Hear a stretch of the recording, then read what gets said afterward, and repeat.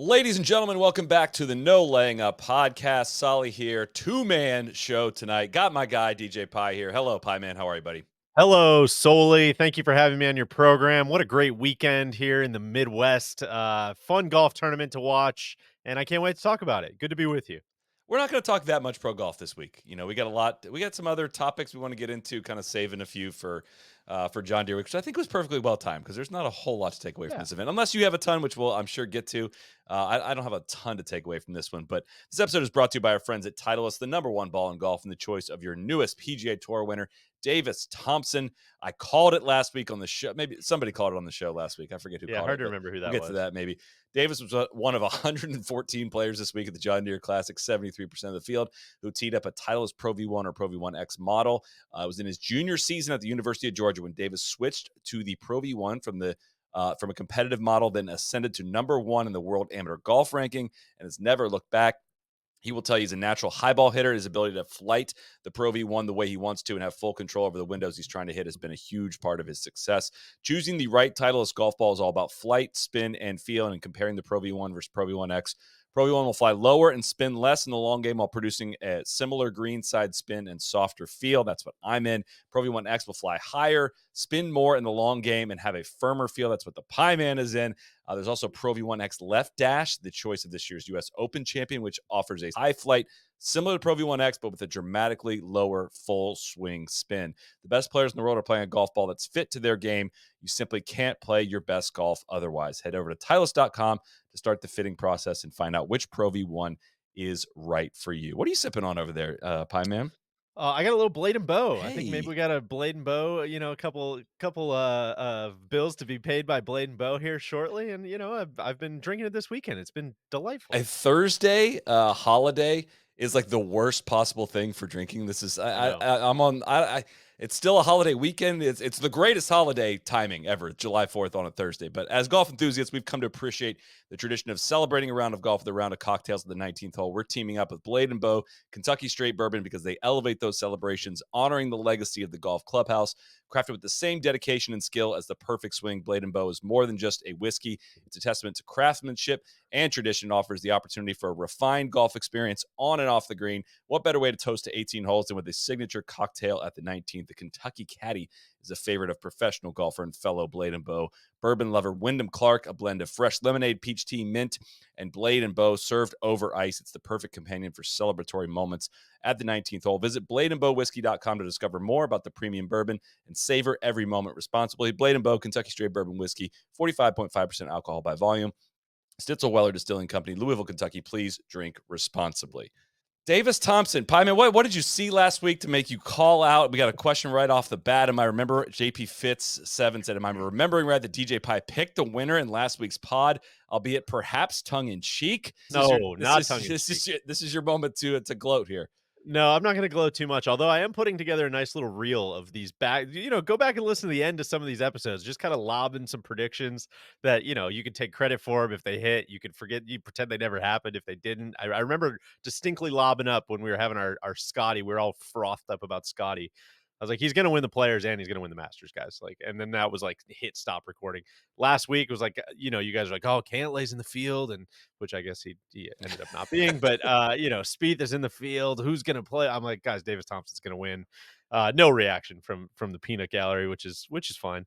He's a stud, man. He's a stud. He's been a stud at every level. He reminds me a lot of I don't know why, just Harris English. He just feels like Harris You English keep saying 2.0. that. I don't know. I don't know if I'm seeing that, but I don't. He's just a ball striker, just a very quiet, reserved guy. Goes about his business, kind of does everything well. It's not like he's out there bombing, gouging. It's not like he's. I mean, he made every putt today, but it's not like he's got some duct tape together game that like where the putter just bails him out. He's just a high level player, man. And maybe that's where the comp comes from. The broadcast was comparing him to Scotty, like hot and heavy in that's the Open fair. today on CBS. Just like, hey, this is kind of what it felt like to watch Scotty, in like 2021, 2022, when he was first kind of starting to knock on the door, didn't have any wins, which like is, listen, a very lofty comparison. But I guess if I'm gonna squint, like I said, he does everything well. He has all the tools.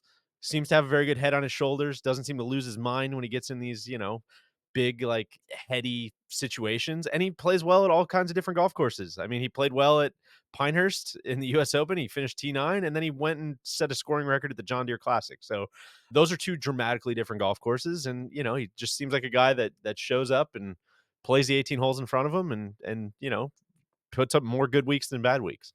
He's on quite a heater. I mean, yeah, runner up the week before off the top 10.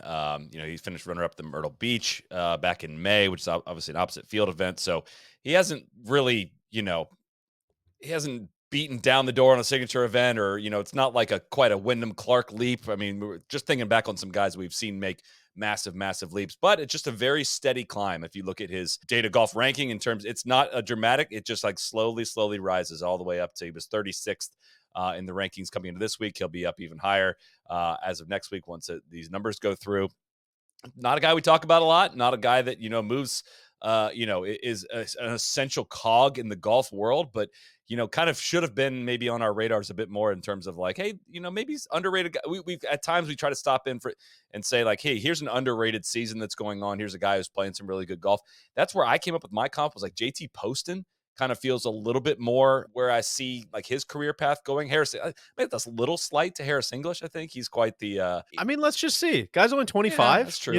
and I think That's that true. I don't hate the Poston comp, of course, the pound for pound the best player in the world, as Tron would tell you, but I just think Davis has a little more firepower. He's got that top end gear to kind of like contend on bigger ballparks, whereas JT, historically has been he's a shorter hitter and kind of a little more limited in probably what his ceiling is. So I don't know, man. I don't know that he's going to go win 8 majors or 10 majors, but and I don't think he's going to save the PGA Tour, and I don't think SSG is licking their chops. But hey, not every week has to be about that. No, no, And no. that was kind of my biggest takeaway this week, was like exactly what you said about the slow, steady progression. I mean, it's not that slow. Again, he's 25. Right. That used to be like a freak thing in the world of golf when everybody was hitting their peaks at 32, 33, 34. But it is one of those things. That's why a week like this is good, I think. Is like it does kind of clear the noise a little bit, and it weirdly felt like a throwback week to me. I don't know what it was. Maybe I was just in a good mood. Maybe the weather was good. It was fun to fire up the grill, turn on a little Eric Cole, a little Trace Crow, and it just kind of felt like the old times a little bit this week. And it was like, hey, that's a fun, here's a guy that's supposed to be the next dude, and here we get to watch him go prove it out. It wasn't like a faceless kind of veteran that's been hanging around for Yeah.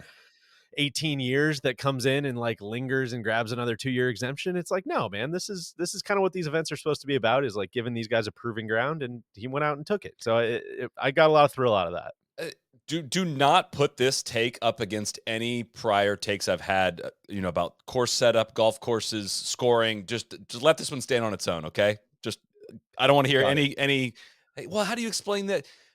Deer Run slaps. I think it's I such a know. That's what I'm freaking. It's a freakishly good golf course. Like it punches way above its weight. It's got some really interesting kind of mounding around some of the greens, short areas around some of the greens, elevation changes. I love that third hole, that par 3 that plays way up the hill like that. Is just really cool use of the terrain and land. Does it fit? Does any course fit the pro game anymore? I don't know if it does. No, like 12. How many guys broke? 16 guys shot 20 under par or better. It's a Like the lot. scoring's insanely freakish, and like it doesn't hold up as a chat. I don't know. It kind of still challenges guys in a It's just unique way. different challenge. Yeah, it is a different challenge. Now, again, don't compare that to some of the other courses I've said where like it doesn't even challenge these guys, because I don't know if I can fully explain that other than it helps. I've played it in person and I just had so much fun playing it. Like it's more of a public track than it is a great test of PGA Tour players, and it's like just a worthwhile, fun place to go play. And kind of more answers the question of what would pros shoot at your local blah blah blah golf course than it does like who's the best player out of this group. But I Yeah. I mean, I don't want to get too, wistful. I don't have some like massive emotional connection to this event, but it's very comfortable in what it is. It's not trying to be anything that it's not. It's not trying to be the fifth major, even though we made that joke for a long time. It's not trying to trick you into thinking that like this is the best possible field we could assemble from anywhere in the world. It's just, it is what it is, man. The golf course is what it is. The tournament is what it is. The people behind it seem to be fantastic. The players love going there, and it's just it's one of those events. especially as events kinda are, like, dropping off the tour calendar, that has just been around for a really long time and actually has, like, some tradition and identity to it, and that identity is a little different than, the Players or Riviera or any of those, like, big time things, but it's still kinda part of the fabric of, like, at least what the tour used to be, and the more conversations we have about, 1.5 billion from here, and we're, ranking players' Q ratings over here. It's like, God, the more this stuff like kind of gets bumped down the totem pole, which is probably a net loss, I think, because it seems like this is a net positive for the tour, I think. And it again kind of goes into that category of look, Davis Thompson won $1.4 million this week. He won a spot in the British Open. He won a spot in next year's Masters. He won 500 FedEx Cup points. He's in the top 30 of the FedEx Cup now and on track to make the Tour Championship. Like, again, mules that are super mad about these signature events, like, and all that, there's still a shitload available on all these weaker field events, and it's still paying you a lot of money. And Also, uh, go beat this fucking guy. yeah, Like, not, like, how do these amateurs and stuff keep popping up and coming in and taking these spots, you know? I mean, Luke yeah. Clanton, we saw it again this week. Well, before we get to that, Michael Thorbjornsen, we for, saw it. Like, it's crazy how good these, like, young players are. for the NLU record, for the Google sheet I've got going, we'll put this in for Sure. July 7th. Does Davis Thompson win a major? You're hyping him. You're comparing him to Harris English. Yeah, You're notorious major champion here. does Davis Thompson win a major? I I'm gonna say yes. I'm gonna say yes. Wow. Why Okay. not? I think he's got tools, But man. last week you said no to Akshay, but you're who's 22, and Yeah. this week you're saying Davis Thompson, yes. Yes, correct. Wow. Correct. I don't think, like I said, I don't think it's gonna be 6, but, I think maybe from a kinda Xander consistency standpoint, I could see him being a guy that is just around for a while. It doesn't look like there's a lot going on there that's just gonna, like, I don't see a lot of parts that are breaking. Akshay's back might explode in, like, a year and a half, like, who knows? That's a car crash of a move he's got going on over there, but I don't know, the Davis Thompson thing looks like it's got some longevity to it. This guy's a What do you he's a think? doctor now all of a sudden. I'll say no. I'll say no, he does not win a major. I'll stick my God, neck out here. Let I'm gonna you stunt on you with just that. last week, like, "No, You might win you might win the British Open. we're handing out too many majors here," all of a sudden now we're giving one to Davis Thompson. I'd be curious. Well, honestly, a lot of this is coming from, we've got a segment coming later about, top 10 players in the world and, maybe who's on the US President's Cup team as of now. There's not that many good golfers left anymore. A lot of a lot of them are aging out. So that's where I'm kinda like, I think Davis Thompson could pick one of these off in, like, 2033. I I hope this isn't the case. I have no reason to root for this, but I mean, there's heaters like this that happen, right? Like, Sure. several top tens in a row, including a win, Harris and English. yeah, and Riley Davis tends to do that. I still don't remember which one it is. That tends to happen from time to time. Like, we could get to the end of the year and be like, remember we were talking about Davis Thompson winning majors. You never know, but you'd make some compelling points in terms of kind of how his career is progressing, and it is sneaky. Not something we were talking about coming into this week other than you. Nobody else was talking about this other than you. So You know who he kinda reminds me of actually? And this is surely just, like, recency bias, but a little bit like Cam Davis from last week of just like, man, that guy, like, big frame, has all the tools, does everything well, like, seems like a really proper player, and he just kinda got to the winner's circle, like, 4 or 5 years earlier, yeah, which is where I kinda think maybe there's a little more headroom. all right, Cam won, I guess he's just had a long layoff, but yeah. you know what I mean. He's a monster for sponsor Yeah. up at the Rocket Mortgage. Hayden Springer shot a 59 on Thursday. Excited about that? What's your reaction to that? Alright, massive preface here. Great round Because of golf. I wrote amazing round of golf. Really good I score. wrote I wrote about this, for Gin and Tonic that's coming out this week as well. I don't know Hayden Springer, seems like a delightful guy. Read a piece about him and his wife that was very emotional and, compelling.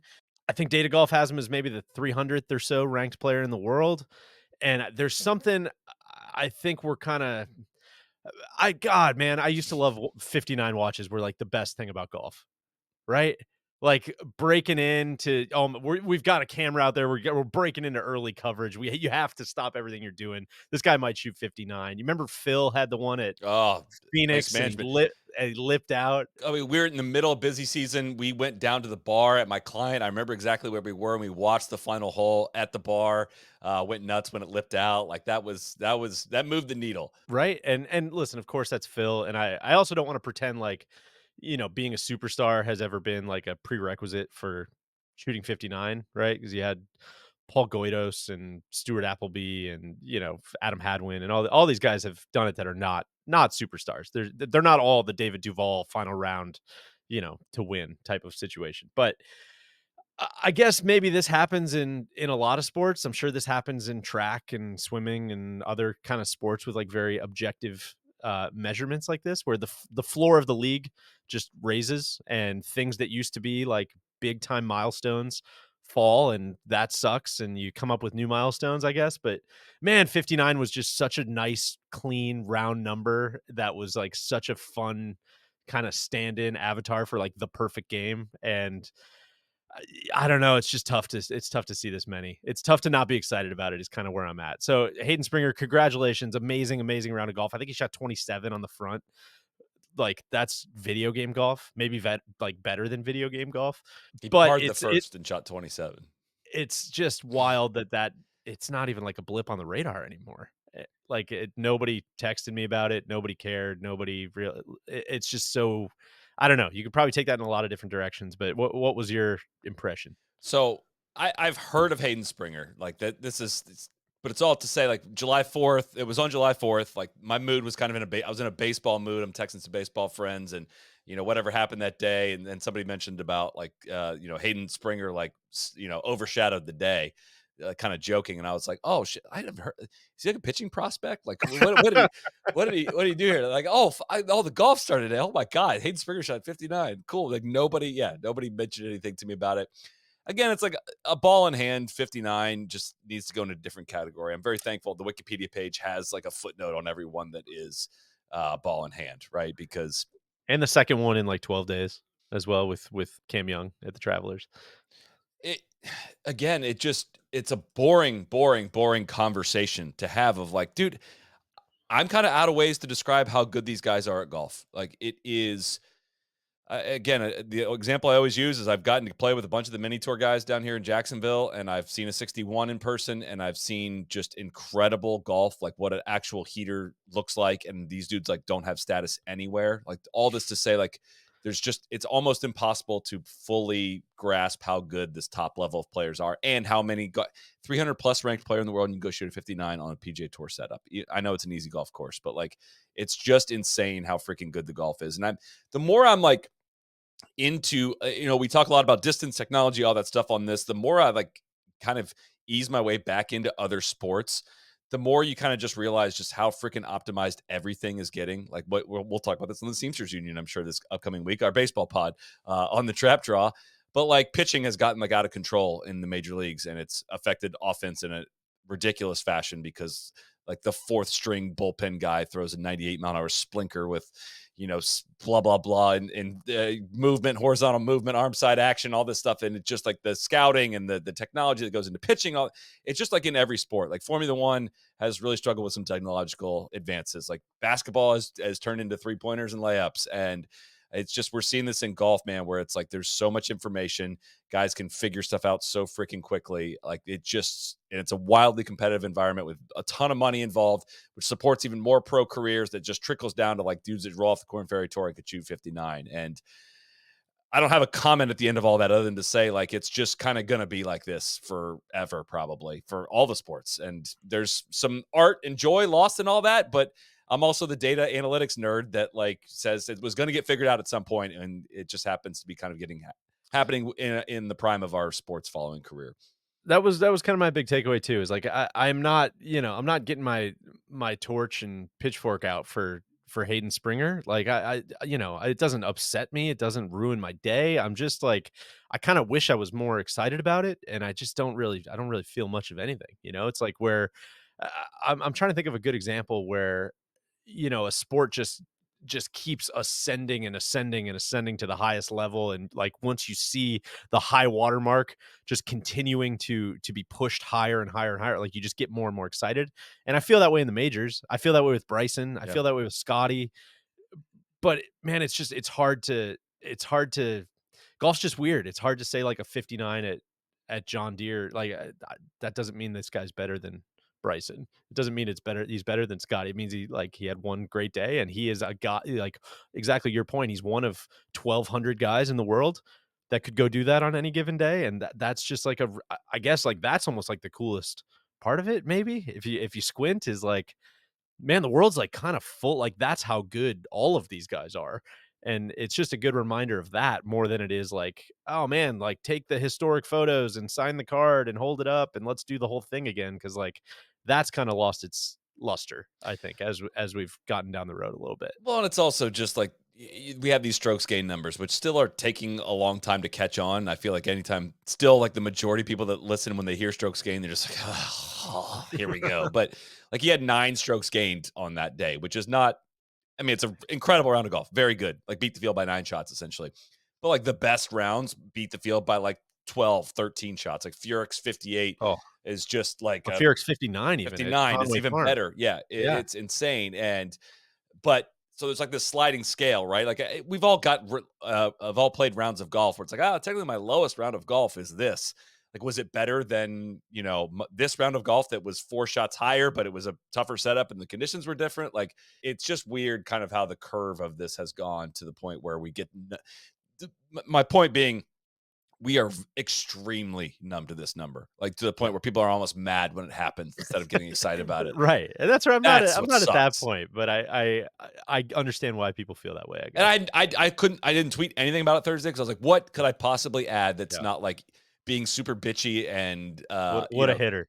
yeah, incredible. It was not an incredible round of golf, like in terms of like the Yeah. historic nature of the game. So it's just become a thing that's very frequent. I mean, there hasn't been that many on the PGA Tour. Grand, there's been like what 13 since 2010 or something like that. But I think 14 total maybe. Is that right? since I 20, think no, I think total on the PGA Tour. just on the PGA That's what Tour, I'm but like 10 yeah. since 2010 or something like that. But Yeah, then then you there's get to like Corn Ferry and everybody's shooting there's a 59, 57 on the 58. Corn Ferry Bryson Tour. shot Yeah. 58. We'd be tar and feathered if we didn't mention that.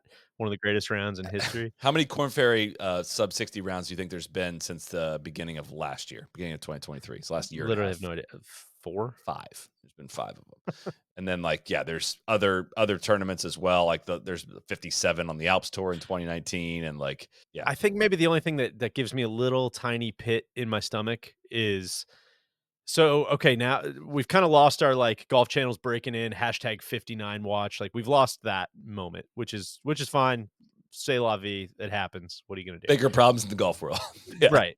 So now it's like, okay, so now we're moving that scale to like 57 watch, right? Like maybe that would kind of move the needle and like people would be like, holy shit, 57. Like that would be the lowest ever.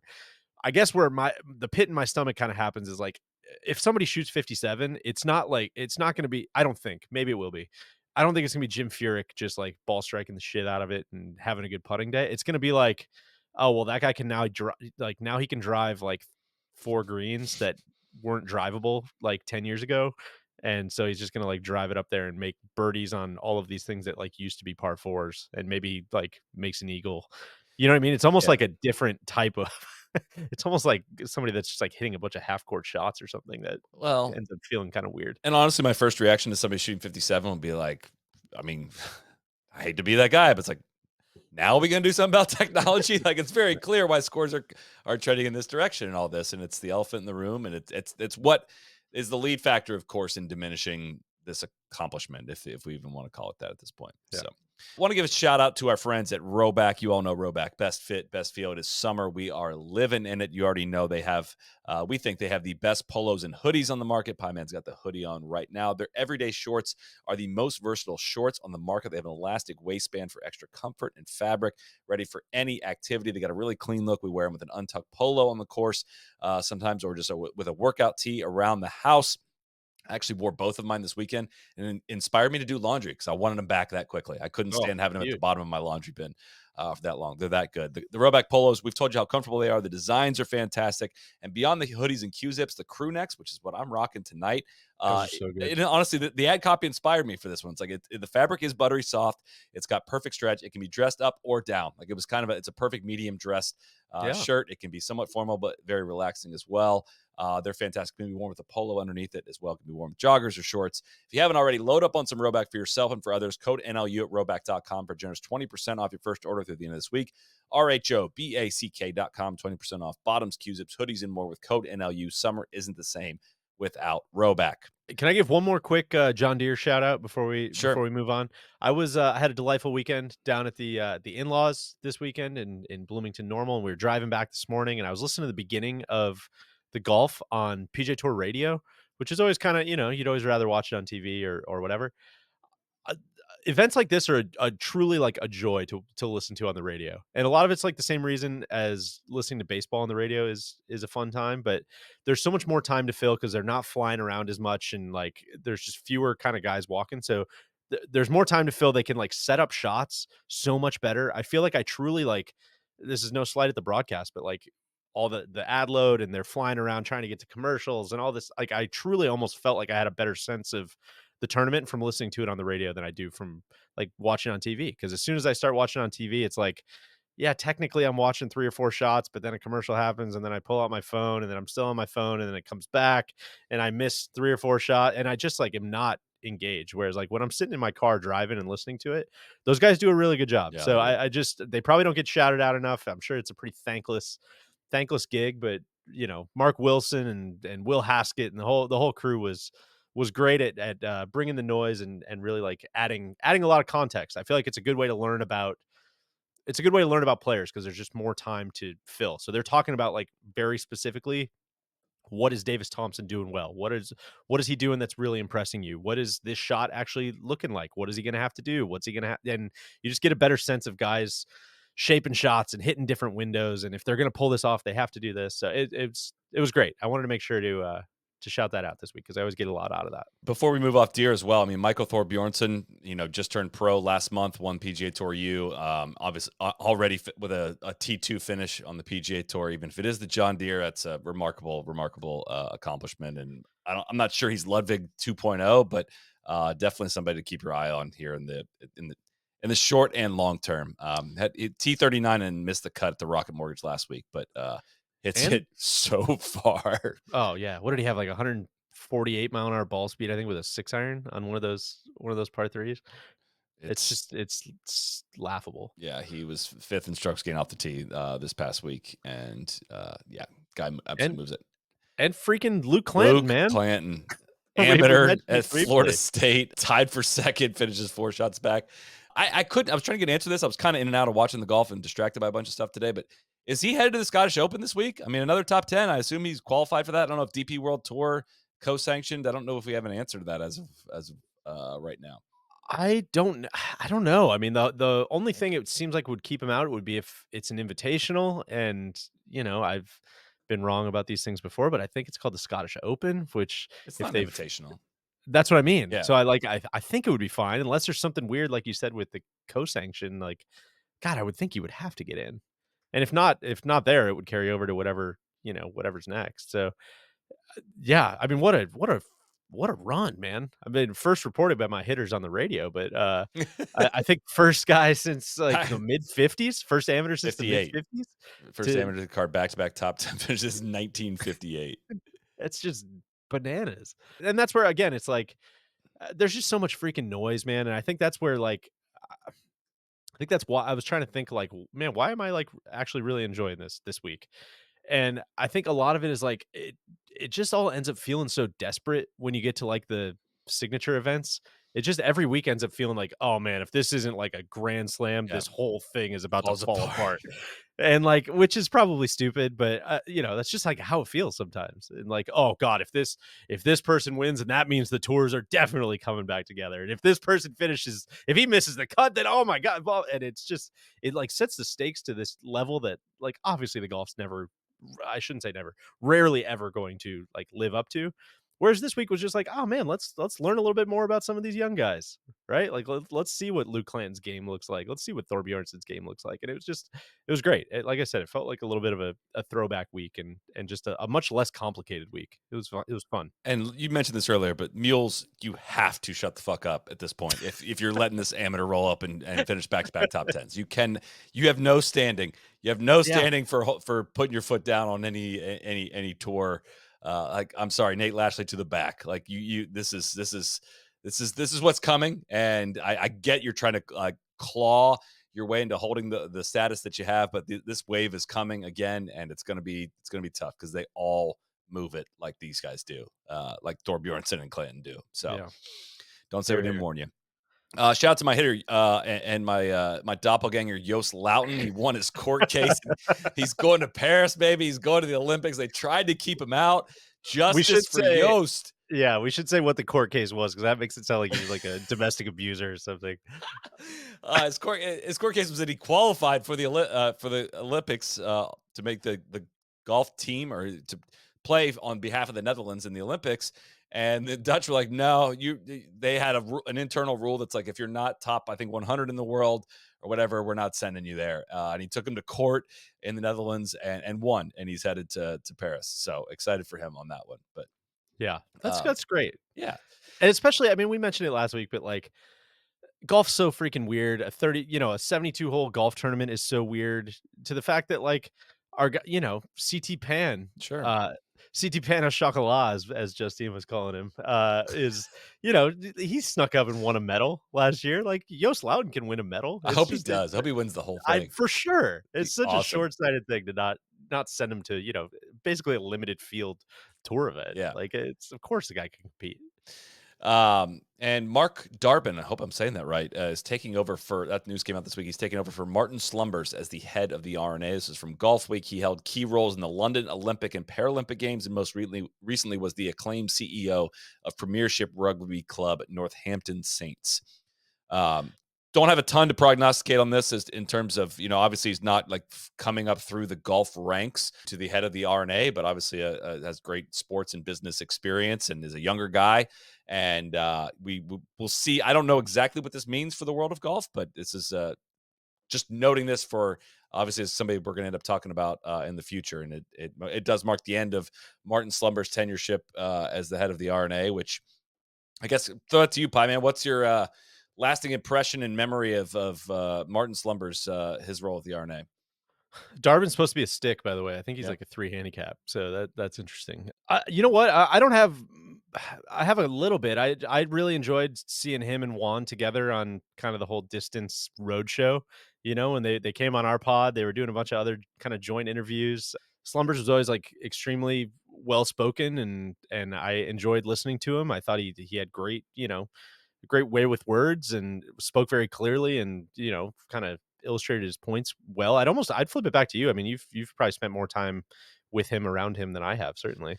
I find him extremely impressive in general. I think it's a even more challenging job as the head of the RNA in terms of the stodginess, if you will, or the kind of the history of the game. And I think hoodies in golf was actually something that he had to like tackle under his under his tenureship. But I got the chance to spend some time with him down in Australia this past year or at the Asia Pacific Amateur and had some good chats with him and he was one of the few that was willing to take on this technology thing, and I obviously think it's a very important thing for the future of the game, and it's something that should have happened a long time ago. And I think he would probably even tell you like this was something that should have happened a long time ago as well. But he's also sensitive to all of the many interests and complications there are to the technology issue, which we have a tendency probably to breeze past. Like I can definitively state with confidence that I don't think the technology is right in the game. Now fixing it's 999 of the 1,000 problems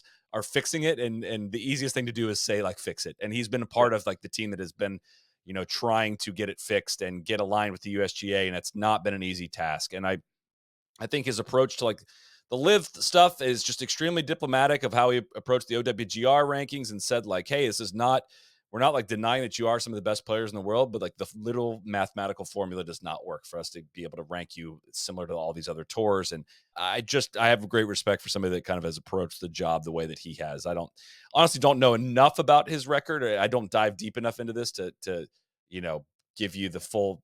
I'm sure there are many people that think about this more than I do and can give you 80 things he's done wrong that they think in this, but I think the game of golf will miss him. I know this was kind of always the plan for this to kind of roll off right around this time for him, but I like Marty Sleeps is a thumbs up in my book. I greatly have enjoyed his tenure. I agree. I mean, last week we were kind of eulogizing the tenure of Seth Waugh too. So like having, kind of not vacancies, but two turnovers like in both of those positions is Plus not a small thing, Keith and Pelly from DP World Tour, like that's right, yeah. it's been a Plus, lot who of knows what's change. gonna happen with Of Jay all as this, well. Mata has survived all Yeah, this. right. I think the other thing that just is always worth shouting out, and it's relevant to the new guy taking over as well. Jeff Shackelford was writing about this in his newsletter, but it's a lot like Augusta, where Mike Wan at the USGA is in charge of the USGA, and he's in charge of running championships and running membership and the green stuff that they do and some technology stuff and whatever. The head of the RNA also has to run like a club. You're also like a club secretary, which is always just like a really funny wrinkle to all this. It's like, yeah, we need you to run the British Open, and you're also like in charge of like you're like our club secretary as well. There's no like USGA golf club that Mike Wan has to run. So it's just I don't know. It's always something to like keep in the back of your mind that like not only are they worried about parking at the Open Championship, they're also worried about like the politics of running among the most snooty clubs like in the world. So Godspeed to Mark Darvin. I hope Marty gets to go enjoy the golf. Get to go play a Yeah. bunch of golf, travel. I'm sure he's gotten to see a lot of places, but go enjoy retirement if that's what's next for him.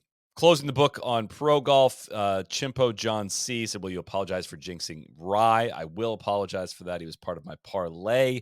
And at the end of the day, I should have just gone with Davis Thompson. Obviously, I will not apologize for picking the Tigers over the Reds. That was the easiest. That was the only way that game was ever going to go today. I know my ball club; they were not going to beat Tarek Skubal. And they were not close to doing that. 13 strikeouts for him. So, Congratulations, maybe. I don't know. I don't know how you want to feel about that, but we'll yeah. talk about that on the Seamsters. I thought I tried to warn you last week about the whole rye Yeah, you situation, but did. you're on your own on That's on that me. one. I won't I'll put be my name on consulting that. you and you only. Any updates of my golf betting will come from Pie Man and Pie Man only. Exactly. G_PNW is the Lynx Master trending? Tron? No. We're talking Jordan Spieth. I don't know, man. I don't know. You don't Inconclusive. know? Inconclusive. Well, go ahead. You don't? I mean, I refuse to call a T26 the John Deere a trending moment for our boy, beautiful boy Jord. He shot 70 today. He did have a 63 on Saturday. Yeah, I'm just gonna say no, man. He was once one of the best players in the world, and I just don't Well, think he is anymore. I think that's kind of more where I'm at is like I don't know what trend. That's a big question. I don't know what trending means technically. I don't know where our floor is right now. I don't know where our baseline is. It just is. This is Yeah, I don't know. It's not good. this is a It's not good. perfect It doesn't transition. feel good. Go to the data golf page. It's blood red. He's just doing everything poorly. It's not fun. I'm not having a good time. It's a perfect transition into a topic that I'm very excited to discuss with you, DJ. It is one of our. We're going to finish the rest of today's episode with a few segments, three main segments on here, and the first one is I'm going to call on you to go first on this one. Oh God. Or I'll go first. You tell me. No. Okay? I'm happy to. Okay. I'm happy. Well, I think we should go, beat by beat. I'm sure we're gonna be similar. So, Okay. anyways, let's set up what we're doing. We are The doing. question is, Yes. from Soly. I think you threw this out on Slack or maybe in a meeting. You just say, "Hey, who are the 10 best players in the world?" I was like, "Oh my god, I don't know. Like the crooked OWGR has led us so astray. We can't trust that. Data golf is too rigid in some areas. Doesn't totally neglects the eye test. What is best golfer even mean? So we decided we're gonna put together a list. Kind of it's more of a power ranking here probably, but your 10 versus my 10. I think. Is there a difference? Because I was approaching it as the best golfers. I know I typed players here in the agenda. Is there a difference That's between a golfers totally and different players? list. Is it? Oh, yeah, for Okay. sure. So here's what I said. I Okay. said we should have to come up with a definition, like an organizing principle for our lists, and here's what I said Okay. for how my list is defined. I said majors are what matters. If I were playing a major tomorrow, this is the order of the guys I would want on my team. Okay. So I guess you would say like most likely to win a major Okay. Mine is similar. in order. It's a power ranking. It's not necessarily a strokes gained ranking. It's not necessarily who I'm going to take at the Open here in a couple weeks because that's a kind of a different major championship. But it's not necessarily based on accomplishments to date. It's really hard to define. But if I was to define it, it's if we're getting ready to host a big time golf tournament, right? So Ooh, call it a that's different major, than a whatever. major. Well, I Cantlay is way mean, higher on your board than mine. sure, a big time golf tournament where maybe it's a brand new invented tournament, but it's a longer golf course is what I would assume on this, right? Major championship like setup, like if they just stood up a golf tournament, and if you got to pick 10 guys and you got $1 million for every guy on your list that finished in the top 10 of that tournament, Yeah. that's how I filled out my list. So Okay. that's So how I set my standards. Does that I make think we're sense? I think we're very similar Okay. then. Yeah, I think we're very similar. Well, yours was win, right? Which I think is a slightly different thing with some of the guys maybe on my list. But it was if I had to bet on you playing a great golf tournament, like you are a great Yeah. golfer, you're going to play a great golf tournament, you're going to be in the top 10 of this 150 man field, and I get win $1 million for everyone you pick. Yeah. Is a good litmus test for who I think the best 10 golfers in the world are.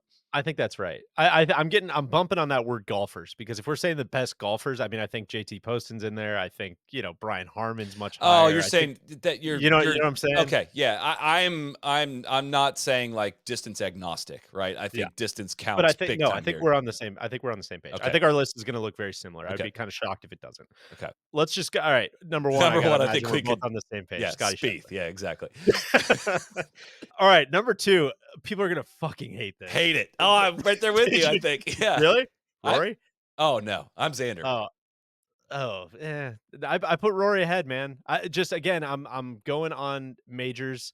Everybody can throw this back in my face if they want, but to your exact point, like I get $1 million if he finishes in the top 10. Like he's finished in the top 10 8 of the last 11 times they've had majors. 8 of the last 11. That is like 3 careers for like most PGA Tour players, Yep. and he's done it in the last 11 majors. I still think fool me 155 times. I still think he's the guy I would trust more than anybody else. Uh, He's my game 7 and guy. yeah, it's a tough one with Xander.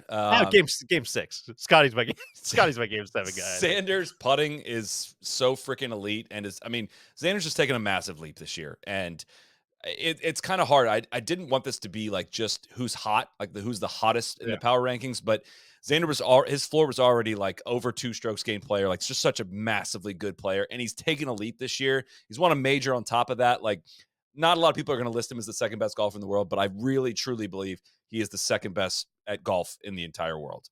I had him at number 3, so Okay. I'm And I got obviously with you. I got And you had Rory at number 3. Yeah, at number 3. which means surely we both have Bryson at number 4. I have John Rahm at number 4. Ooh, interesting. It's not Okay. been a great year for John. And I don't even know if this fits my actual definition of like I think he's most likely.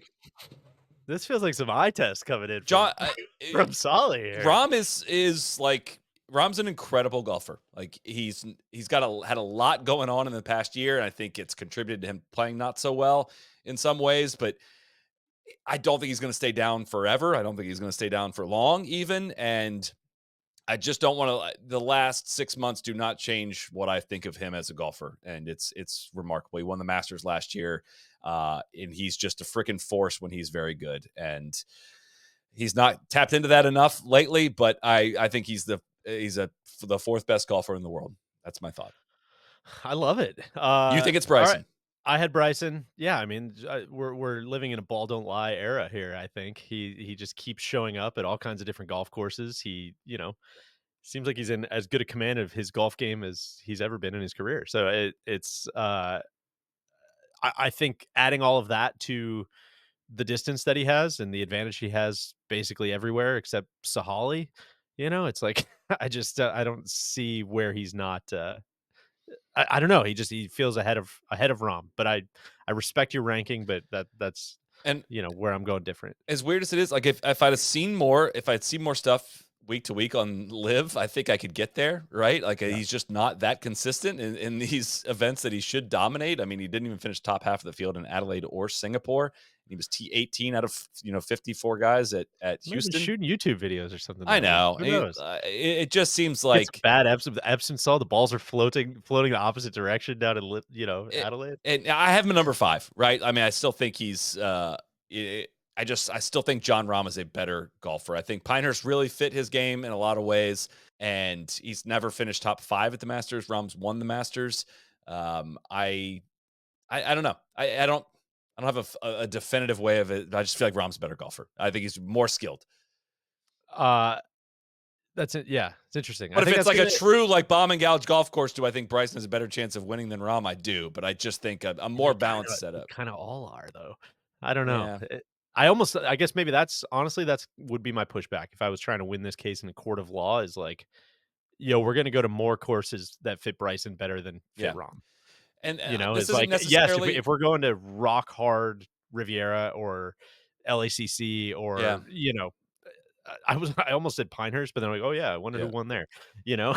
It's like, I feel like there's fewer courses that Rom has the advantage than Bryson, even though I agree Yeah, with what you're saying. yeah, I agree as well. And this is not how I created my list, but if it was like TBC Sawgrass, who would you take, Rahm or Bryson?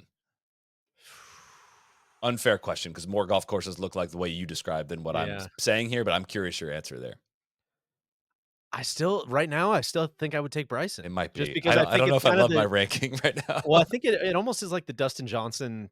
Like, remember when Dustin Johnson was the longest player in the world, and it was like, "Oh my god, he's going to Harbor Town. Like, can he still compete there? I don't know. It's a different I golf know. course." Like, yeah, Yeah, because he just hits a fucking still 4 could. iron. Yeah, Like, he still like hits it far and he can hit less club. It's not like he all of a sudden just like yeah. loses his advantage. It's like, no, that is the advantage is that he can hit less club and be a little more tactical. And I I think I don't think Bryson gets out there and is just like swinging for the like he's still a smart yeah. player. Like, I don't think he's just out there swinging for the fences no matter what. I may have betrayed my own kind of system here, but I think again a different question. A year from now, if this tournament is taking place, like, do you think it's more likely that Rahm is the better golfer or Bryson's the better golfer?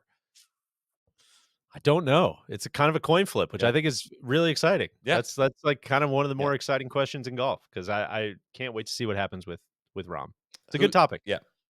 Where's Rahm for you, or who's your number 5? Uh, he is not number 5 Okay. either, which I cannot believe that I'm saying this. I wish I could smile down on myself in that Sheboygan, Wisconsin Oh RV. my God! But I'm gonna Wow. say Ludwig Oberg, at number 5, and a lot of that is, this is a very driver-focused list, I think, but, that's the biggest weapon in the game probably is, he doesn't hit it that much shorter. I mean, he hits it shorter than Bryson, but he hits it a hell of a lot straighter. He just seems to be in every hole, and I don't know, man. He's got like maybe the best head on his shoulders of anybody other than Scotty, and it just is. He's a predator. There's no denying it. Well, I'll get to Love. Ludwig's in my top 10. He's not my he's not my number 6 is Colin Morikawa. Okay. He's had a great kind of return to being Colin. He's been very competitive in major championships, and Wait, sorry. Was Bryson 5 for you? Bryson's 5 for me. Yes, Okay, got it. Okay, Bryson's sorry. 5, and Morikawa is 6 for me. Don't love it. Don't love it. I feel like we once we get past 5, it's a I different would offer you category. to trade Ludwig for Morikawa right now if you want. Look, I We can mean, pretend that never happened. Ludwig You is. want to watch him hit those little poofies out there all the time? Ludwig hits it out of one of those I fucking think we're potato crowning cannons. Ludwig a little bit, a little bit. I mean, Morikawa had won 2 majors by the time that at Ludwig's age, right? I think we're crediting with the 36-hole lead at Pinehurst that didn't go very well over that weekend, right? I mean, Ludwig's one of my top 10, but I just feel like Morikawa, runner up the Memorial this year. Charles Schwab, he was 4th. PGA, he finished 4th. He had a very bad Sunday. It was not good. T4, I mean, even when he's not competitive in majors, still T14 at Pinehurst. Like, he's just a really, really good golfer. He kind of had a little dip in his game there, but I think he is a tremendous, tremendous player. Incredibly accurate, kind of breaks the mold from a lot of other players on this list. But I think we're sleeping on Colin just a little bit. Well, I will continue to snooze because he is not my number 6, who is John Rahm, and he's also not my number 7, who is Victor Hovland. Okay. And again, maybe I'm looking more past than I'm sorry, maybe I'm looking more forward than past. It's your own I think, list. Yeah. which might be I'm sensing a slight difference in our lists. Is I think right now if it's like, hey, 2 cars starting on the same starting line, do you want to get in Hovland's car or Morikawa's car? I don't think it's particularly close, but maybe you feel differently. I still feel very uncertain about Hovland. I do not think it's a guarantee that it all gets back on track. From what we've learned about his curiosity, maybe being what kills the cat here. Uh, Granted, he had a great Valhalla PGA, which was barely a major. Um, Exited hard at Pinehurst. Right now, I do not think he is a better golfer than he. Well, I mean, Hovland's on my list, but I don't think he's better than a couple of these names first. All right, I did have Morikawa at 8. You know, you do gotta hand it to him. I respect his career. Okay. You know, that's about all I can say about that. Number 9, it pains me to put Cantlay on the list, but I'm sure he's in the same neighborhood for you. Just go ahead and finish yours because I haven't done my 7 yet. Well, no, I haven't decided who 10 is yet. So Okay. you go. You go ahead. I'm between 2 I guys. only wanted to give out 8 spots, honestly. The I last know. 2, I Well, could. this was my whole point with Davis Thompson is like Yep, once you get down to like 6, 7, 8, 9, I'm like, dude, could he be better than some of these guys in 2, 3, 4 years? Like, yeah, I think he could. could be. My 7, I hope he's in your top 10. Brooks Koepka. Yeah. Well, he's vying for the last spot. Okay. Eh, Weirdest one to put on this list. Still don't know how to define him as a player, but I think if we were playing a big time tournament next week, he would not get outside my top 10 of guys I think could win or finish in the top 10. I think Yeah. famously does not do much of anything in between the majors. You still don't know what majors he's going to show up for and which ones he doesn't, but when he does, you're like, that's the best golfer of this generation, which I think he, again, a very weird career to define, but I would understand the case for him being number 1 on this list. I would understand not him not being in the top 10. Honestly, I don't care where you put Kepka, but I had to put him in it. Honestly, in no world is he like 7th. That just feels like a good hedge, right? He's either should be like in the top 2 or not in the top 10, I think, Yeah. but 7 is my hedge on that one. Okay. I have So what Ludwig was at 8, 8. 9? I Okay. got Ludwig at 8. I have Hovland at 9. Okay. So 10, I mean, I mentioned Cantlay, Yeah, like superstar some weeks and like has shrunk from most of the major challenges. Seems to have found it, a little bit this year and made some steps forward. So it's too good of a player to not do that. And also, like, listen, has a lot on his plate these sure. days from everything you hear. Number 10 is a true the data boys versus the eye test for me is like it is Brooks Kepka from a like, hey, this guy has literally 5 majors. Yeah, It seems like he should probably be on your list. And like the guy who has consistently shown up at majors, I won't say at the trophy ceremony, but he has played well, and maybe it's just like a lot of back doors. I don't know. Tommy Fleetwood yeah. is up there, and it's everything kind of like points to that. But like again, if I'm going with I think it's my head and my heart. I'm going Brooks in that last spot. How different would your list have looked a year ago this week? Because I think Cantlay and Fleetwood would have been easy shoe-ins for me last year, and they've just not played good enough golf this year to make me believe that. That's a good question. A year ago is interesting. I mean, I think. I mean, honestly, Max has fallen off quite a bit. Yep. I think Max was playing exceptional golf last year around this time. I mean, I, Fleetwood was 12th in the data golf rankings a year ago. He's 9th now. So yeah, maybe I'm not, giving it. But Fleetwood can't, has elevated in big events, and he's not elevated this year in big events. yes, agree. I mean, Cam Young might have been sniffing on that last spot. I know that's kind of a future play. In my defense, I did not remember Fleetwood finished T3 at the Masters this year. So Right. Yeah. Uh Keegan probably would have been kind of sniffing around last year. So I don't know. I don't think it would look like wildly I'd different. like to Global change my answer. superstar Tom Kim, I noticed is not on your list, I'm which gonna, speaks I'm gonna, speaks volumes. I'm gonna put Fleetwood at number 10. I'd like to change. I've underrated his year this year. Okay. I did my ranking without looking at data golf. That was a goal of mine. We're not using any crutches or anything here. It's like I love it. who do I think my top players in the world are? I should have looked that up because I've disrespected Tommy in this one. that was the only reason I would kind of flagged him. Otherwise, I would have been in the same boat. I was like, Yep. God, yeah, he has actually been really good. Yeah. That's a fun exercise. I'd be It curious is. for people to send in their lists as well. And the YouTube, leave them in your drop them Yeah. in the comments here and Let subscribe us while know you're what down kinda there. content you wanna see.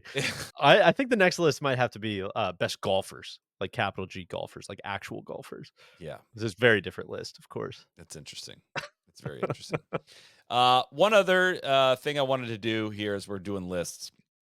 Pie man, who's your U.S. President's Cup team as of right now? Dude, this is such a weird exercise because I like you know what it was like I started going through and I was like, "All right, let's think through this, like, who's even on the list? Oh god, that's right, the live guys can't play.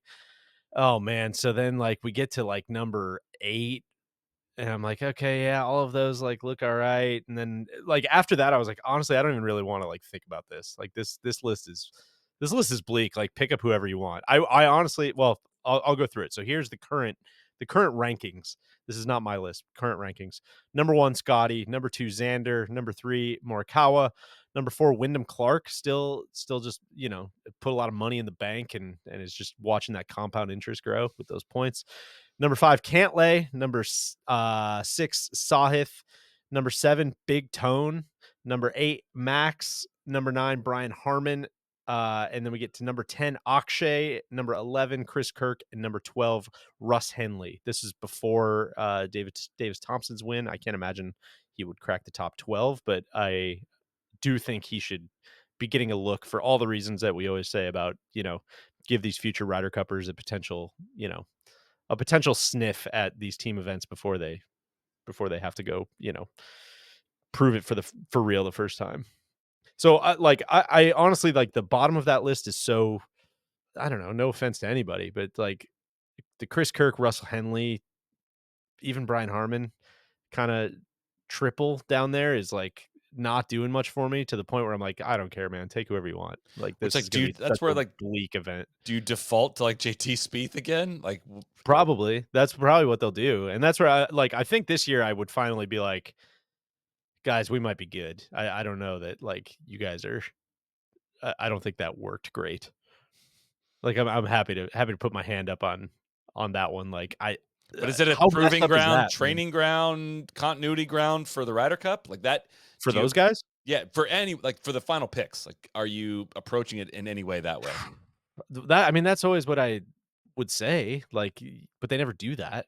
I don't know. That's where I'm like, I don't know, Solly. We're starting to face our own mortality here, and like when we're talking about like these young guys and giving guys a chance and replace the old buddy system, like the old buddies are the guys that like we've kind of grown up watching on the teams here. So the JTs and Spieths might have turned into the Jim Furyk's and Stuart Sinks and players like that we kind of wanted to see kicked off back I in the day. I think it's worth noting the difference in JT and Spieth at this point. Like JT's been The difference better. between those two. JT's been better than maybe you're giving credit. I think Spieth's in a different category. Dude, JT's been bad. I Like mean, bad, bad. JT is at like this year's 1.5 strokes gained. Last year was 1.09. Like it was bad. I mean, he was 1.97, 1.92, 2.3, 1.9. Like he's been a half stroke off of like what he was the previous 4 years per round, which is not a small dip, but Yeah, that's not bad. Like it's not been memorable this year, and it's not again what he's capable of. But like Spieth has been 0.81. Like Spieth is like 7/10 down from JT. yeah, That's where I think it's just two different categories, right? Where I think is JT is he was not good in Rome, but like he has played a lot better this year than he did in 2023, and he still made that team. Like he's probably making this one. I think based on what you're saying as well, he's making my team at the bottom yeah. of this list as well. It's just not. There's no Koepka in the equation here. Ricky's not in the equation currently. Sam Burns Bryson. isn't sniffing in the bottom around there. He was on the Ryder Cup team last year, but like that went so poorly, and he's not really knocked anyone's socks off this year that he's not beating out JT. It's just going to take a lot to bump JT off, I think, even with all that considered from last year. So Especially since like Akshay and is already in. Like even the guys that like are like bumping people out, like it's like, oh yeah, no, we've actually got 3 or 4 spots. Like we're yeah, fine. and It's that's just where not it, yeah. call me a Spieth homer. I rode for him to be on the Royal Melbourne team that he was not on, which he was playing very poorly in 2019. And I don't know enough about the golf course, honestly. The fit, I do seriously think, as someone who has recently experienced what it's like to upend your life to have a child come in, like him having a baby 2 weeks before the Ryder Cup should have been a sign to not put him on the team. Like it really should have. Like he should have just said, like, "Hey, I've got other things I'm focused on. I'll come over." But like I'm not getting my work in. Like I'm not prepared to like play competitive golf on this stage with all the changes I've got currently going on in my life. Coming in clean with, not having that happen right before a team event, like I'd be curious. I don't want to call it a training ground for him, but like you could talk me into that again, just based on the fact there's no are you taking Brian Harmon or Spieth? Like that's kind of what it maybe comes down to. Cam Young or Spieth at the bottom of this. Like Hmm. I'm probably still rather see Spieth in it because I he does have some magic in these team events that didn't come out in Rome. Do you really just do you write him? I don't fully know the answer to this. My gut says no. You don't write him off based off one really bad event, but does it I really fucking think matter either? Like, I still just would rather have an answer to that. I'd rather get an answer to the speed thing than like do the Brian Harmon thing again. yeah, I'm really thinking now. Because I think in your I was kinda with you until you said Cam Young or Spieth, and, maybe it's just Cam Young's had, like, 2 straight top 10s and has, all the firepower and all the things we've talked about, and if he goes and continues to play well the next couple weeks, I'm almost like, take Cam Young, and then if I don't know, this all There's it's a still a flaw spot for Jordan if you take Cam Young. it's a flawed premise too because, like, I don't give a shit about the President's Cup, so it's Right. like I truly don't it's almost like an exhibition, I don't care if, like, they lose, really, and so that's where I'm almost like, it's all geared towards, like, the Ryder Cup, Totally. right? And so that's where I'm like, "Okay, well, I'm not thinking clearly like this the same as, like, the captain would be thinking," but my thinking would be, take Cam Young, get him on there, get him more experience in these types of events, and then if Spieth finds it in a year and he's in, like, halfway decent form for Bethpage, like, then we could take him for that, but, like, I don't think the world's at, like, a great loss if Spieth's not on the No, President's Cup team, I don't either. But So, I just I feel don't think like that means, like, it's over forever, I just mean, like, it's almost easier to take him yeah, I don't know, I'm we talking got myself in time on circles. this to figure it out, but Yeah. this is an interesting touch because nobody's talking about the President's Cup all year long. I just think the team formation is still an interest, even if the event is not that great. Which I think it usually when it does actually come around, the build up to the President's Cup is nothing like the Ryder Cup. But once the week actually comes around, it's like, I mean, this is kind of fun. Like this is Yeah, fun team event. It just does not have nearly the same build up or interest built around it. So I agree. all right, last segment. A couple more segments here. Sorry. Shout out to Andrew EV on the Refuge. He posted this a couple weeks ago or a month ago. Just some topics he'd like to hear us discuss on the Nest Pod, and I was like, dude, let's do this on the main pod. These are golf topics here, and Yeah. he threw out 6 different questions here. We'll go one by one on this one, but Pie Man, I'm going to ask you. You're again kind of you can define these in any way you want. His first question is, what is the best golf course in the world? Capital G, capital C. Okay, which to me is just like, we're judging every square inch. We are looking at all 18 holes. There are no stinkers, there are no skips, bangers only. I don't think this is like a soul of the game. Oh my god, the membership's so great. I could play it every day. I don't think it's that. I think it is like we are at the like hog judging contest here, right? And just like let's look at every inch of these things. And yeah, tough metaphor. Uh, anyone who didn't grow up in the Midwest probably thinks I'm talking about something else. But I think it has to be Pine Valley, right? I mean, I know that's Yep. not controversial, but I think that is like 1 to 18. Every hole is kind of better than the last, and that would have to be my answer. There's one more in the running, but I kind of saved that for Okay. one of the other questions. I am going to say it is the Royal Melbourne Composite Course. Obviously, that was the other one that was in the running Okay. for me. Yeah, The yes, Composite yeah, is, my 3 favorite golf courses in the world are Royal Melbourne, the Old Course, in Tara Iti.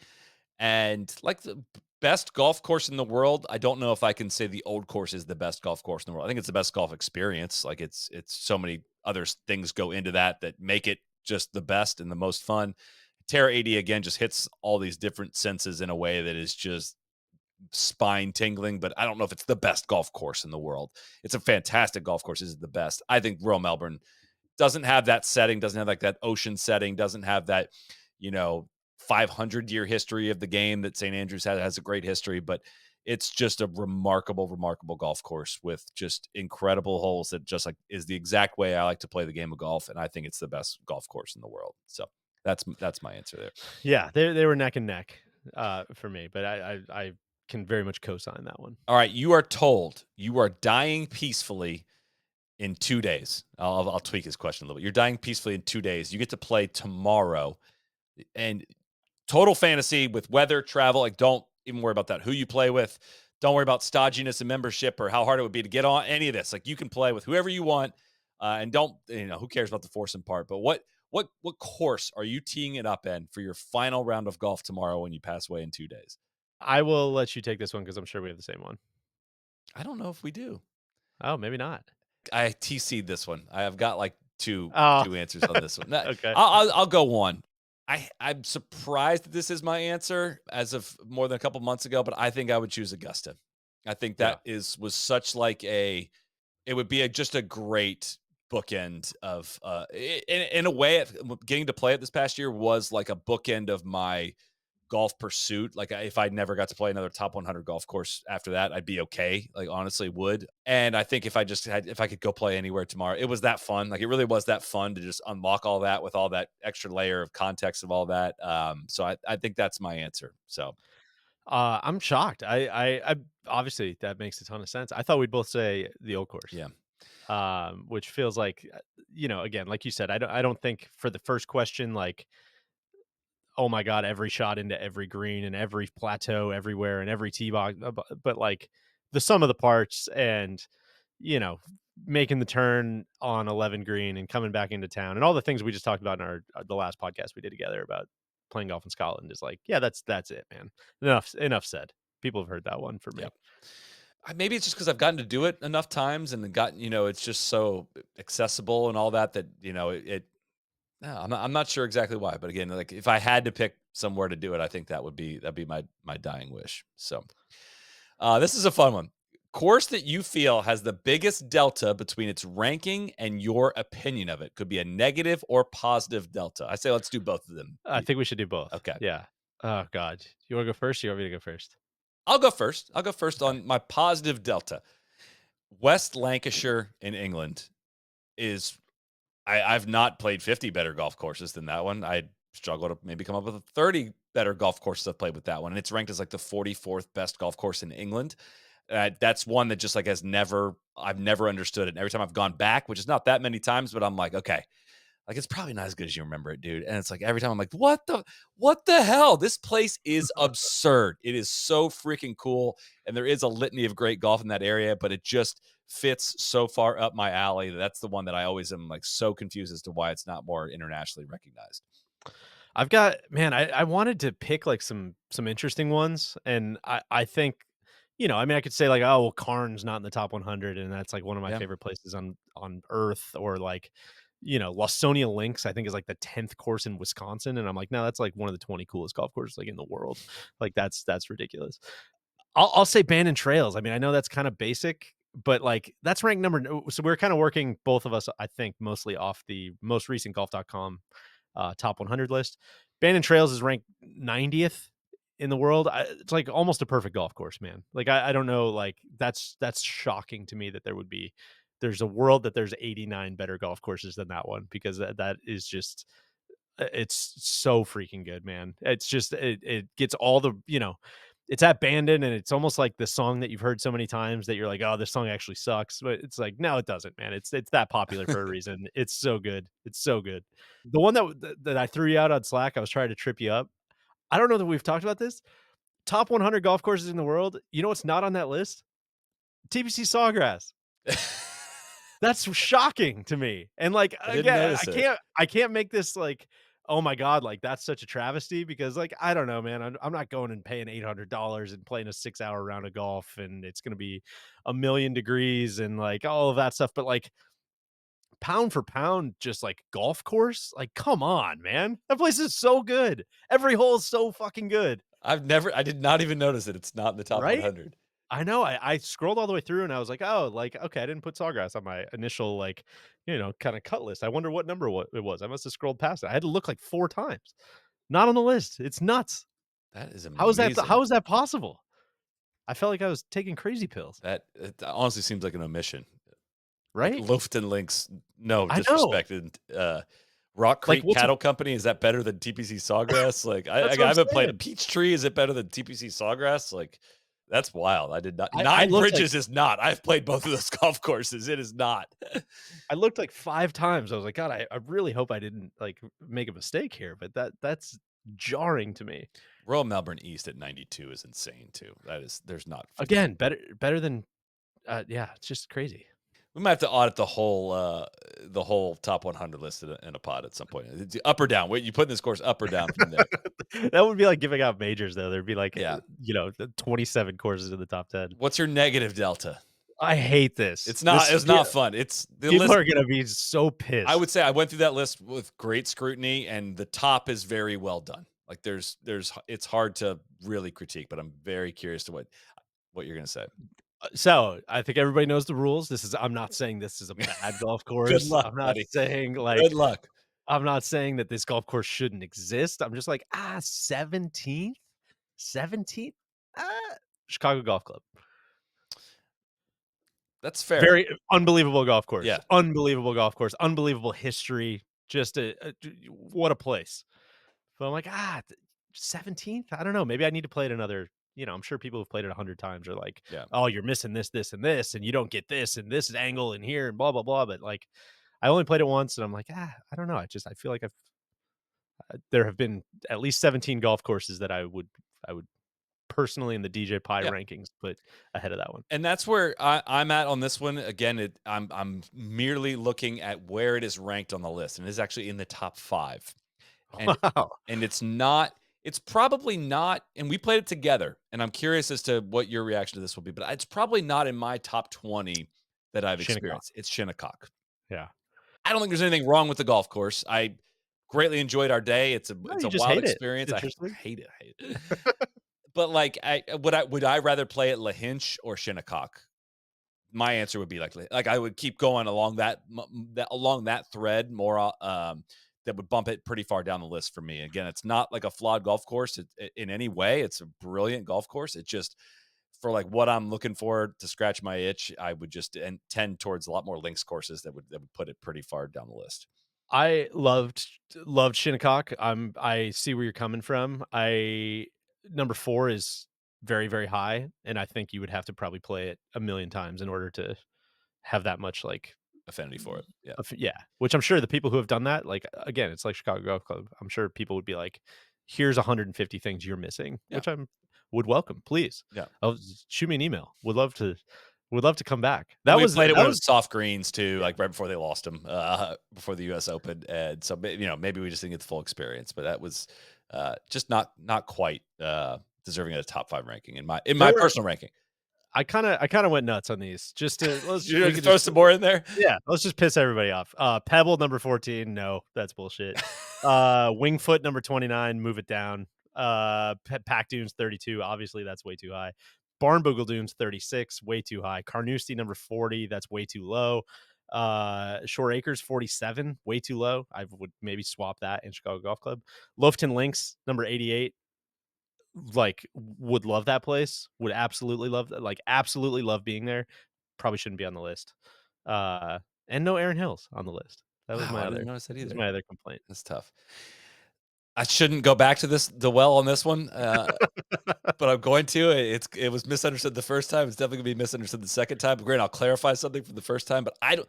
Kingston 22 on the list doesn't do it for me on there. Wow, Uh, you I, hate I it. I said on the pod I'd rather play Royal Melbourne East than Kingston, and Royal Melbourne East was like 93rd on that list. So I would definitely. I'm so on the recap pod from Australia. I meant to say it was the end of a 3-hour pod. I missed this one. I compared it to like would I rather play Kingston Heath or Metro. I meant to say Victoria. I was getting confused by Mm. the world class golf they have there, but like Victoria's back 9 like blew my socks off, and I still think about that. And like it just kind of fit my eye better than Kingston did. I've never seen a list that has Victoria above Kingston, but in my own personal rankings, I would tend to edge toward Victoria. I've played it twice in Kingston 3 times, and I've had more fun playing Victoria for my style of play. But that's not nearly a reflection of the quality of the golf course or what anybody else No, thinks. you But hate it. No more uh, southerly busters for you, but buddy. I didn't get any. And so yeah, that's just one that it just doesn't quite match up with my rankings there. But that's just my personal taste. Nobody has to get mad about it. People have apparently gotten mad about it, but it's just how that's fallen for me. This is an obvious take, but I just want to state this for the record. Rankings are so sweet.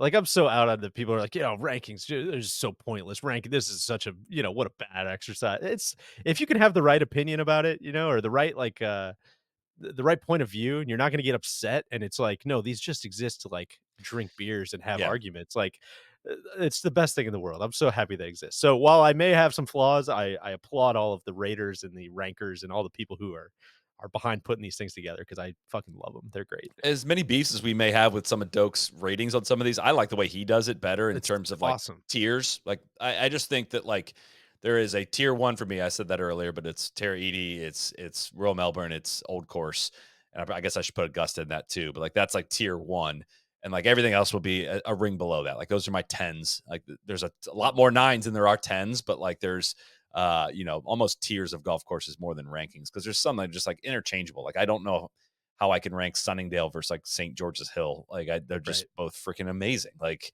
I can't rank one above the other. But best course you'd want to play every day.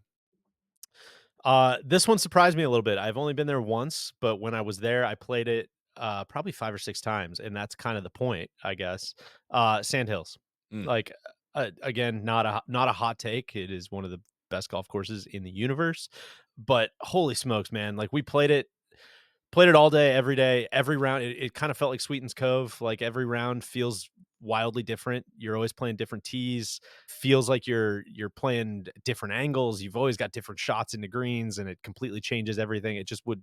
I think in a lifetime of golf, it would be impossible to ever even sniff getting sick of it. And if you ever did get sick of it, you could just sit on the porch and Yep. you could, eat hamburgers and drink cold beers and look out at the chop hills. So it's just truly, truly magical place. That's well said. I went to the top 10 list and just like was looking for the first course that I would just consider an everyday course. Like I just don't think like Palmacia. well, I landed on Dornick. I Yeah. just think like it's a grand experience, but like it's Cypress Point, I just don't view as like an everyday golf course. Like it's just this sensory overload experience. But like Dornick is a top 10 golf course that like still feels quiet, still feels quaint up there. And granted, there's a lot of American tourists that come through there, but it's just a magical place, and it's just a place to kind of feel connected with a little town there at the beginning, but then you get out towards the ocean and you're just like in a whole nother world. And I could play there every day. West Lancs Yeah. made my list as well, honestly, of like I would just love to play that course on repeat. But I mean, I feel like the weather alone, like it cuts both ways, and you could have some very, very bad days. But it's like the weather alone would just make it a different golf course every day. totally, You know, totally. I'm very curious if we have the same golf course for the next one here. Next one is the shout out to TC course you'd head out to and not even play golf. I'm almost positive we have the same exact golf course, but it's kind of Bisbee. oh no, I'll say Oh, Pebble. really? I'll say Pebble. Oh, yeah, that's a good answer. That's a good answer. 98% of the Pebble experience is just being outdoor on that course. Honestly, I've never played the golf course. I have been there probably 12 times, and I've never played the golf course. So I like honestly didn't even think about that. That's yeah, I've been living that. Bisbee is a great one, but that's a top 5 golf course in the world according to That's TC and true. Randy. But that's So, how good the vibe is. yeah. It's like it's still that good, and I don't even need to play. I hate God, that yeah, we need it's been a couple years, so we need to like go back and audit I tried at some the of those time of like takes. I was the Yeah, only one no, that was we like, need "Hey, some distance. whoa, guys, let's let's do this." Like Especially going down that list. Okay, better yeah. better than Sandhills, better than Cypress Point, better than Pine Valley, better than Shinnecock, better than the old course? This is not on the list, but what's your number one course you like haven't played that you're like dying to play? I mean, Cypress, Yeah, probably. I know, like, I'm kinda bangers only here on this list, which I know. I was trying to get away from, but, Yeah, what are you gonna whatever. do? I hated this last one because there's this is the hardest one to get figured. I came with 5 here, and I don't even think I probably left out the 5 best ones, but the best 36 hole day. I don't know if this was best 36 hole day you've had or the best possible 36 Hmm. hole day. I took it as best possible, Okay. um, which I did not get nearly creative enough. I mean, I know Yeah. everybody says the Shinnecock National with the big lunch, like, that's pretty undefeated. I have never, done that. Actually, you know what? Honestly, National might be on my list ahead of Cypress. I think it's my I've number never one. played I haven't National played either. national. Yeah. We should go. Uh Soon. you could convince me playing Sand Hills twice is as good as you could do. That's kinda, I think, what actually, like, rejiggered my list. I was like, "Oh, no, I need to put Sand Hills as the everyday." I ended up with Royal Melbourne East and West. That's why I didn't put it as the first answer, Yeah. capital G, capital C, golf course. I just that's about as good as it gets, man, and I'm sure there are other, you know, places you can throw a blanket over and courses that are across the street and, Long Island type of first we're playing here, then we're playing here type of days. But I was lacking in creativity on these. I was disappointed in myself. I put this one first because it's easy to like forget about this place, but like you literally go to this place and you play multiple like 36 whole days, but like you can't slight Bandon here because Yeah. like Bandon and Bandon Trails is like way up there for best 36 whole day you could have. It's an exhausting one because Trails is a tough walk, but like you get the Bandon Trails, which is an incredible golf course, and then Bandon Dunes, which is my favorite there, is like just again easy one to forget to shout out. I'm changing my answer actually. Sorry, before you Yeah. unless or you go ahead. You go ahead. I don't want to take it if it's on your list. Go No, ahead. go ahead, take it. I just thought of this. I don't know how I didn't say this first, and it would never happen for unless you had a serious thumb on the scale. But playing the old course regular and the old course backwards in the same day would be Okay. that would be as good as it could I don't have that possibly one get. on there, but We were close. We did them back to back days, but doing it the yeah. same day would be epic. I've done old course Kings Barnes, and that was pretty freaking That's good. pretty cool balance. I feel like somehow this place and this day that we had doing this has gotten slighted and bumped down over the course of the years. And I remember it being wildly fun experience and one of the best I'd had to date. I've had several really good ones since then, but like Barnboogle and Lost Farm Yeah, 1-2 was freaking epic. I feel that like was you really guys were fun. too down on Barnboogle. I don't know where that came from, and Lost Farm was just freaking phenomenal. But that is an incredible 36 hole day. It's not that the new one anymore, but it's a really epic place. Yeah, that's a good one. I mean, you could throw honestly, as long as you're down there, you could throw Cape Wickham and Ocean Ocean Dunes Dunes in in there. there Yep. as a 36 hole pair. Catch a long day, and God, that would be a blast. I've never played Muirfield, but North Berwick Muirfield combo seems like it would be Seems pretty decent. difficult one to beat. The Royal Melbournes are on there, and then the Shinnecock National. That's two of the top 5 courses in the world, literally butt up against each other. Like I don't know if that gets talked about enough. And granted, I know they're not public access golf courses, but that's kind of what I come up with. So Good questions. yeah, it was fun. That was Yeah. shout out to Andrew for that one. That was really fun. We're gonna wrap today's show with just a section we're calling shout outs. This can be literally anything. I have no idea what the Pie Man's gonna come up with. I got some random stuff on my list as well. I'm gonna call on you to go first because I think we're gonna share kind of our final one. Will be the same thing. Sure. I will start with Brendan Quinn from The Athletic, good friend of ours, wrote a profile about Lilia Vu. It's really more about Lilia Vu's family and where she came from. And I think this gets thrown, you know, to the fault of no one, like on the broadcast or whatever. You don't have much time and things kind of get simplified into like, oh, Lilia Vu, like what a story with her grandparents coming over here Mm, from Vietnam and how they got here. Like, wow, that's quite a saga. Brendan tracked down like anyone in Lilia's family who could talk about it, give firsthand like record of it. I really almost like I don't want to spoil anything. I know that sounds weird because it's a yeah. 50-year-old story, but like it is. I said on Twitter, it's just like such a propulsive feature. Like it feels like you're reading a novel, and that's because the subject matter is absolutely incredible. It is about Lilia's grandfather. I mean, essentially building a boat by hand to escape South Vietnam and sail across the South China Sea in the hopes that they would find somebody who could give them With a safe lot of passage people, somewhere. not With not a small boat. 83 83 people people, I think. Yeah. on the boat. It's one of the most unbelievable, like I want to say like golf stories I've ever read, but really like most unbelievable, just like news features. Brendan did such a great job, and again, I don't want to spoil it, but like the people he talked to for it add so much. Man, it just I don't know. Maybe I'm just getting older, and the onset dad stuff is Yeah. starting to hit me. But just 4th of July, thinking about like America and the Olympics, and like I'm so like cynical and eye rolly about all of this stuff and the over commercialization and whatever. But the fact that all these Vietnamese refugees got plucked out of the ocean by a U.S. Navy ship, and now one of the byproducts of that is a fucking U.S. Olympian, It's like insane. going to Paris to represent the United States is like, man, that's just like what an unbelievable saga, and Brendan did it total justice. So that like cannot shout that out enough. It's on the New York Times, the Athletics websites. It's fantastic. So congrats to Brendan, and thanks to Lilia and everyone in her family for making that happen. It was Amen fantastic. to that. That was on my list to shout outs, and you did it way better justice than I would have.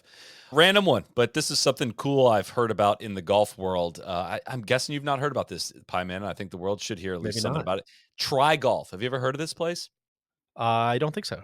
It is the best way I can describe it is a golf facility located in Raleigh, North Carolina. It's the home of the First Tee Raleigh. There's going to be a grand opening of this place in August of this year. It's got a Gil Hanse designed short course, got a top tracer range with 28 outdoor bays, 32,000 square foot Himalayas putting green. It's got a playground. It's got a covered area for events. It's going to be home to 2,000 First Tee participants annually. There's membership options. There's event booking. It's a place a place the public can enjoy 7 days of the week, and you can also have events there and all that. It's just going to be a great thing for golfers of all levels. It's a great thing for newcomers into the game. Great thing for golf in terms of like a community builder, and as well as just like an alternative golf location that doesn't require full length green grass golf that takes up a lot more area and maintenance. And just seems like it'd be a great freaking place to hang, and just all the work that they're doing there with the First Tee Raleigh. It just seems like kind of they're pitching it as well as like this option of if you're flying into Raleigh to play at Pinehurst, like, and you don't just want to zoom straight to Pinehurst when you land, if you're flying from across the country, whatever that may be, like spending a night there and you hitting some balls with your buddies on the top tracer range, playing the short course, playing the putting green, and just kind of general hang of kind of like we had a takeaway we had when we went to like Goat Hill in San Diego there of just Mhm. like just the whole hang around like the range and the bar there, and was just kind of like, dude, we don't really have that where we're from. This seems like a way more modern version of that, but Gil Hanse designed short course along with it. Just seems like something that should be and could be a model for one, getting juniors involved with the game, two, just like serving a golf community, three, serving beginners and also serving challenge, lower handicap players. Just I've not seen it in person. I'd like to. They can host. You can host events there, like Roosts. So that should be getting involved in hosting events there. Just seems like it's going to be a really cool place when they're done with it. So I want to shout that out and say for anywhere else looking to anywhere involved in any committees or anything looking to bring something like this to their community, that's something that they should maybe check out. That's marvelous. I Yeah, love it. I love that's it. the definition of the shout out section. All right, my next one. This is one Cody has gotten some boots on the ground reporting from. I have never been to it. I would love to go to it, but the third U.S. Adaptive Open kicks off this week in Newton, Kansas, at Sand Creek Station. Chance for the USGA to give the world's best golfers with disabilities a chance to play ultra competitive golf and go out and hit cups and compete for a USGA title. It feels like there's probably a massive conversation coming. It's probably already here in the important circles, but it's coming to the larger public probably just about purses with the majors and who's getting what, and is the USGA bogarting this stuff, and should Patrick Cantlay get a bigger piece of the pie, and all of that stuff. And like, man, this just seems like a better use of your time to focus on the things that the USGA is like doing with a lot of that money, like putting on championships like this, which it's very hard to start things like this from scratch and do them to kind of the standard that the USGA does all of their championships to. And so just a shout out, and I commend them for doing so. I'm looking forward to following some of the videos and the on-site coverage, because those guys are unbelievable. Like Some incredible stories. Yeah. we need to do a film room with one of those guys or something, because like when you get to see them play and the way that they are able to get around the golf course and manage their game, and it's just like it's like real golf, right? It's not like bomb and gouge and just like nuke it and find it. It is like, no, I'm like thinking my way around the golf course, and I'm making it work, and it's really inspiring and awesome to watch. That is very well said. I want to give a shout out to, I hope I'm saying his name right, Marquez Brownlee, who is a tech reviewer, I think is the best way to describe him.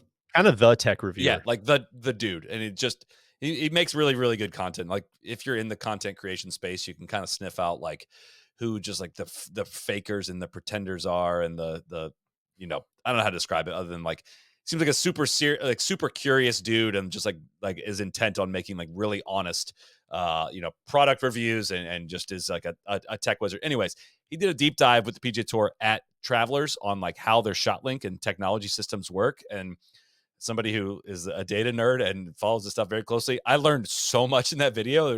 I was a ShotLink volunteer like 20 years ago when it was like first coming out, and let me tell you, it has advanced a long way from when I used to do it. But It looks like about 8 feet, yeah, you know?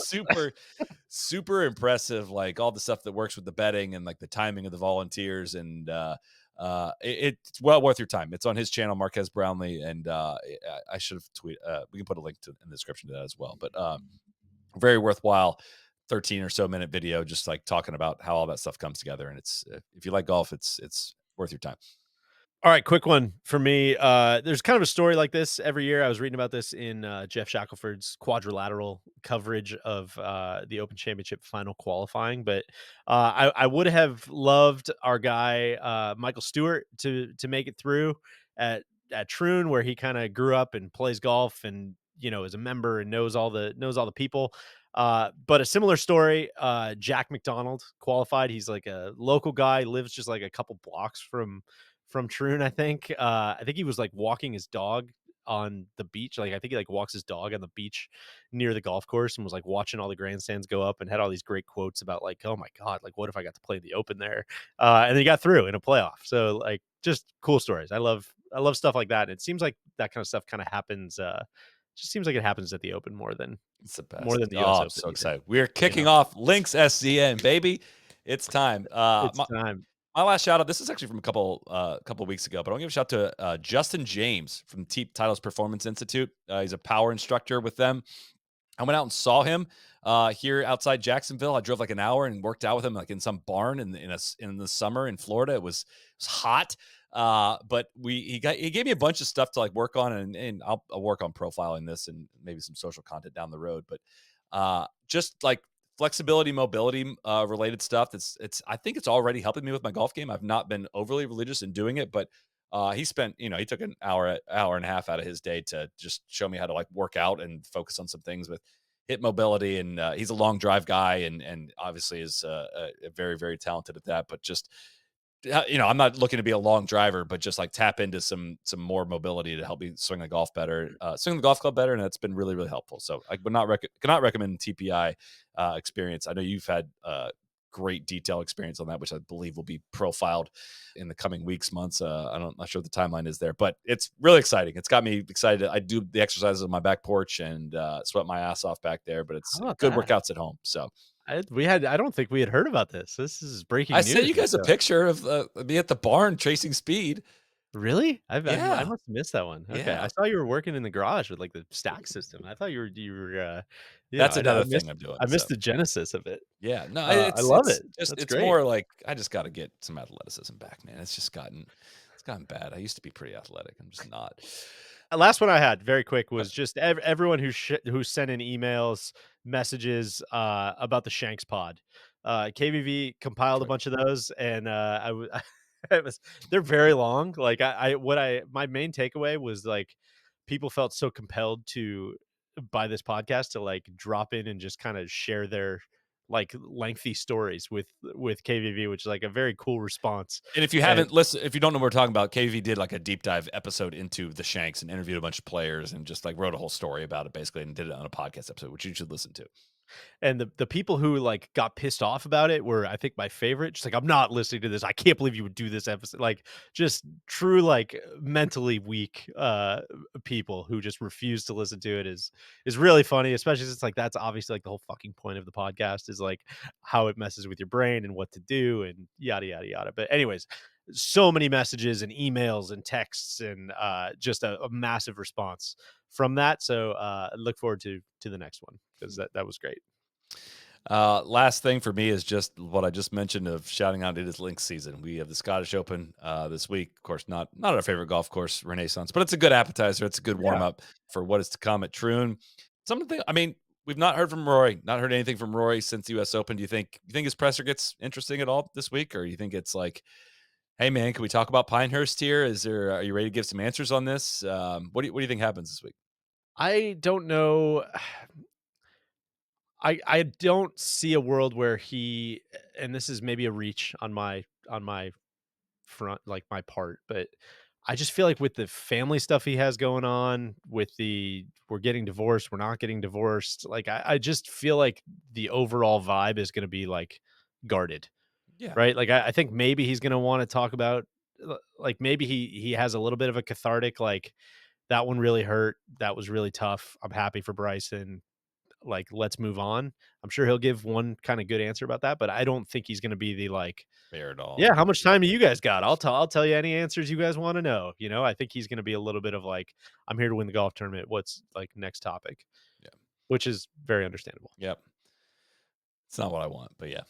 Yeah, of course, of course. Maybe there's, hopefully someday we get a little longer answer. We'll have a Troon deep dive, the past Open championships at Royal Troon deep dive with me and KVV coming out later this week as we roll into Open Championship week next week. Obviously, we'll have preview podcasts out the following week and happy hour and live shows after every single round of the Open Championship final men's major of the year. Make sure you're subscribed to us on your favorite podcast feed. Subscribe to our No Laying Up YouTube podcast channel. A lot of people are watching it on there, but you're not all subscribed. I promise you. Subscribe to it. We greatly appreciate it. What's what? Anything else we need to shout out? What's coming up this coming week? The video hopper is full, man. We're cranking. Our machines are cooking at capacity right now. So we're gonna have a lot of content soon. We just need people to be patient with us. It's coming. It's coming. It is coming. We promise. Thank you, everyone, for tuning in. DJ, thank you for being here on a Of Sunday course. evening. Enjoy your cookout tonight. Everyone, have a great week. Enjoy the Scottish Open. We'll see you back here soon. Cheers.